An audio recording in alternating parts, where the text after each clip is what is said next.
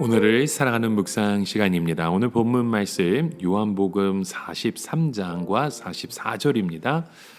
이 말씀을 하시고 큰 소리로 나사로야 나오라 부르시니 죽은 자가 수족을 배로 동인 채로 나오는데 그의 얼굴은 수건에 쌓였더라. 자, 오늘 본문의 말씀 우리가 참 잘 아는 말씀이죠.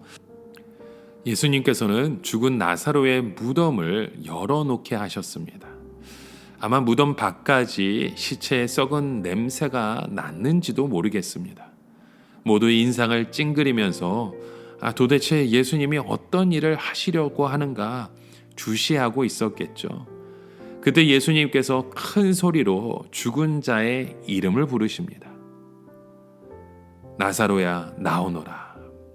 예수님께서 마치 옆방에서 잠자는 친구를 불러내듯이 나사로의 이름을 부르십니다. 그때 나사로는 산 사람이 되어서 무덤에서 걸어 나옵니다. 여러분, 이 초혼이라는 말을 들어보셨습니까?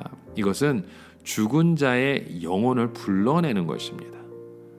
우리는 가끔 죽은 자의 영혼을 불러내는 그 무속적인 이야기를 듣습니다. 이것은 마귀의 속임수죠. 이 세상에서 가장 가증한 것입니다. 즉 귀신이 죽은 사람을 흉내내는 것입니다. 예수님은 그냥 무덤 앞에서 아버지께 기도를 드리셨습니다. 그리고 마치 옆집에서 지금 잠자는 친구를 깨우듯이 그의 이름을 부르셨고 그의 목소리에 죽은 자는 사망의 잠에서 깨어나 다시 산 사람이 되었습니다. 여기서 우리가 내릴 수 있는 결론은 하나밖에 없습니다. 그것은 만약 여기에 기록된 내용이 사실이라면 예수님의 말씀은 없는 것을 불러서 존재하게 하시며 이미 죽은 자라도 불러서 다시 살게 하는 능력의 말씀이라는 것입니다. 여러분, 예수님은 창조주 하나님이십니다. 그러기에 예수님의 말씀은 창조의 능력이 있습니다. 예수님은 아무것도 없는 상태에서 이 말씀만으로 수많은 생명을 존재하게 하시는 분입니다. 그 예수님께서 나사로의 이름을 부르신 것, 그것은 바로 말씀입니다. 우리의 생각으로 도저히 이해할 수도 없고 받아들일 수 없는 말씀인 것이죠. 어떻게 무덤 속에서 썩어가고 있는 자의 이름을 부를 수 있습니까? 그러나 그의 말씀은 존재하지 않는 것들도 얼마든지 존재할 수 있게 하며 죽은 지 오래되어서 형체가 없을 정도로 부패한 자라고 할지라도 얼마든지 다시 산 모습으로 나타나게 할 수 있습니다. 사도 요한은 이 요한복음에서 우리가 듣고 있는 이 복음 자체가 생명이라고 일관되게 계속해서 강조하고 있는 것입니다. 이 요한복음에서 말씀하고 있는 것은 예수님의 말씀이요, 이 말씀 안에 생명이 있다는 것이죠. 예수님은 창조주 하나님이시라는 겁니다. 그렇게 그분의 말씀에 창조의 능력과 그 힘이 함께 세워진다는 것이죠. 이렇게 예수님께서 죽은 나사로를 부르니까 그가 장사 지낼 때의 모습 그대로 나옵니다. 아마도 그의 수족을 배로 동여냈으니까 거동이 자유롭지 못하겠죠. 얼굴은 수건으로 덮여 있으니까 앞을 보지 못했을 것입니다. 그가 비록 방향을 잡지 못하고 그의 수족이 자유롭지 못해서 비틀거렸지만 무덤 밖으로 나옵니다. 그러나 오늘 이 설명은 직접 목격한 사람이 아니라면 설명할 수 없는 장면입니다. 당시 이 장면을 본 사람들에게는 너무나도 충격스러운 장면이 아닐 수 없었겠죠. 오늘 성경이 말씀하고 있는 것은 예수님의 말씀 한마디에 이미 부패해 가고 있던 사람이 다시 살아서 무덤에서 걸어 나왔다는 충격적인 사실입니다. 어떻게 죽은 시체가 살아날 수 있습니까? 이것은 우리의 인간의 지성으로 이해하기 어려운 것입니다. 왜 하나님이 이러한 기적을 보여주시는 것일까요? 주님의 말씀은 단지 죽은 지 사흘이 지난 사람에게만이 아니라 수개월, 아니 수십 년이 지나서 형체가 없는 사람들도 이름을 불러서 살아내실 수 있다는 사실을 가르쳐 주기 위한 것입니다. 주님은 자신의 백성을 구원하기 위해 이 땅에 오셨습니다. 주님은 자신의 양떼의 이름을 불러서 살려내시는 분이십니다. 주님이 부르지 않는 사람은 살 수 없습니다. 예수님께서는 사람들에게 무엇이라고 말씀하셨습니까?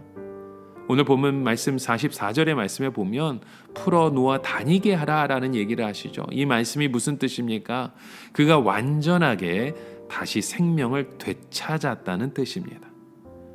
우리는 어떤 사람이 죽었다가 살아났다고 할 때 그 사람에게 다가가 풀어놓기가 두려울 마음이 생기게 됩니다. 왜냐하면 미친 사람일 수도 있고 광기를 부릴 수도 있기 때문이죠. 그러나 나사로가 완전히 자기 자신의 모습으로 되돌아왔습니다. 어쩌면 그는 아프기 전보다 더 건강한 모습으로 되돌아왔을 것입니다. 그는 이제 더 이상 아픈 사람이 아닙니다. 이제는 완전한 나사로 그 자신의 모습입니다. 그는 완전한 생명을 되찾게 된 것이죠. 물론 나사로가 영원히 죽지 않는 생명을 얻은 것은 아닙니다. 나사로는 죽기 전에 나사로였지 영화로운 몸으로 부활한 나사로는 아니었습니다. 우리는 성경에서 부활했다고 할 때의 정의를 바로 알고 있어야 됩니다. 부활이라고 하는 것은 완전히 죽은 자가 다시 죽음을 이기고 살아나는 것을 말합니다. 그러나 이때는 다시 죽지 아니하고 병들지 아니한 영화로운 몸으로 살아납니다. 그래서 나사로의 죽음은 부활의 예표는 될 수 있지만 부활의 첫 열매는 아닌 것이죠. 여러분, 부활의 첫 열매는 오직 예수 그리스도뿐입니다. 여기서 우리가 알아야 될 것은 우리에게 그 부활은 확실하다는 것입니다. 우리는 반드시 부활합니다. 우리가 죽는 것은 죽는 것이 아니라 부활한 몸을 심는 것입니다. 모든 삶의 끝이 아니라 더 구체적이고 더 완전한 삶을 새로 시작하는 출발이 우리에게 주어진다는 것이죠. 마치 우리가 죽는 것은 번데기가 나비가 되는 것과 같고 씨가 싹이 나서 나무가 되는 것과 마찬가지입니다. 그러므로 우리는 우리에게 위대한 생명을 주신 하나님과 예수 그리스도만을 온전히 믿어야 합니다. 그리고 우리는 이제 더 이상 죽음 앞에서 절망해서도 안 되며 더 이상 허무한 인생을 살아서도 안 됩니다. 우리는 늙어갈수록 더 알차게 살아야 됩니다. 왜냐하면 우리는 자다가 다시 깰 것이기 때문입니다. 죽음은 그리스도 안에서 패배했습니다. 그러나 아직도 많은 사람들은 이 사실을 믿지 않고 죽지 않으려고 몸부림치면서 허우적거리는 인생을 삽니다. 여러분, 우리는 오직 주님의 말씀을 붙들고 완전히 다른 새로운 차원의 삶을 오늘도 살아내야 할 줄 믿습니다. 우리가 믿는 예수님은 창조주이시고 부활의 주님이십니다.